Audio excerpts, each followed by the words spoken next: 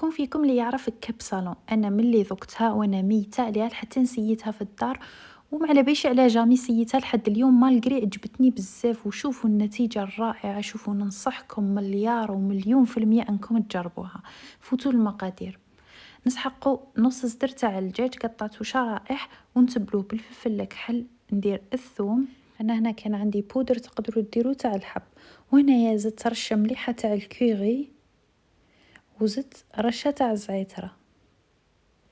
هنايا نملح وزدت مغرفه صغيره تاع لاموتارد اللي تقدروا تستغناو عليها. نخلط مليح ومن بعد هنايا تفكرت بلي عندي شويه توابل الشاورما ضفتهم. ديروا اي توابل دجاج تحبوهم، وشويه تاع الشاورما عجبوني بزاف في هذه الطبخه. شوفوا ومن بعد نخليهم يتشربوا مليح على الاقل ساعتين. نجيب مقله ندير فيها طرف تاع الزبده ونحط الدجاج تاعي يتقلى. لازم نقليو الدجاج تاعنا مليح.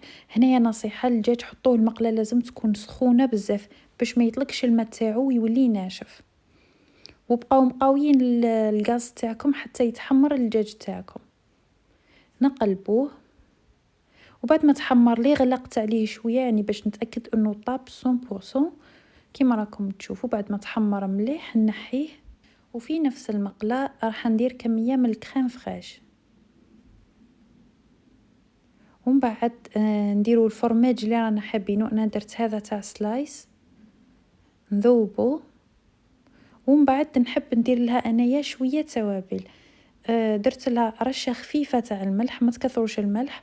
وهنايا تحذف لي المقطع كنت درت فلفل كحل وزعتره كيما راكم تشوفوا. بعد ما تهز الغليه ديريكت نحيوها، ما تخليوهاش تعقد بزاف.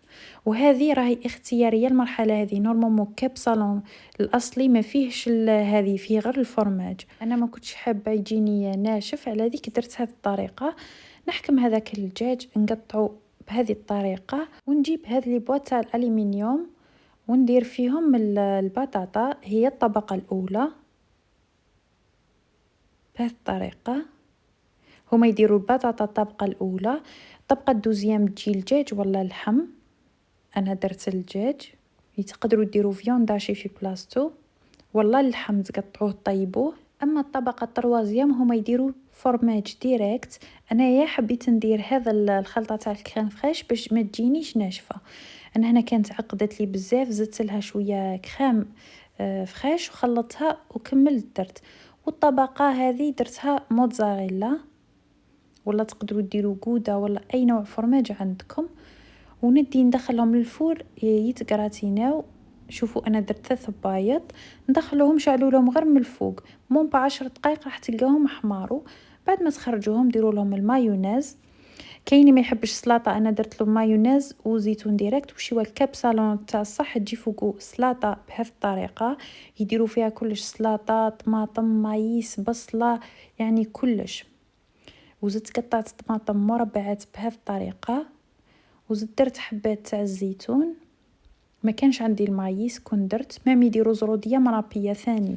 وزدت درت شويه خطوط تاع المايونيز. وثاني تقدروا ديروا صوص ساموراي تجي توب مع الحراره وهذيك تجي هايله.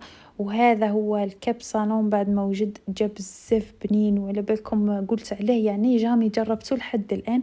كنت دائما حابه نسييه بصح ما على باليش على ما درتوش. وشوفوا كيفاه جا هذيك الدجاج والبطاطا تشربوا هذيك الكريم فريش والفرماج كيف يتكسل مانيفيك. ننصحكم تجربوا هذه الطريقه، راهي جات من اروع ما يكون. واللي ما فيهاش سلطه ثاني جات بنينه. وان شاء الله تعجبكم الوصفه، جربوا.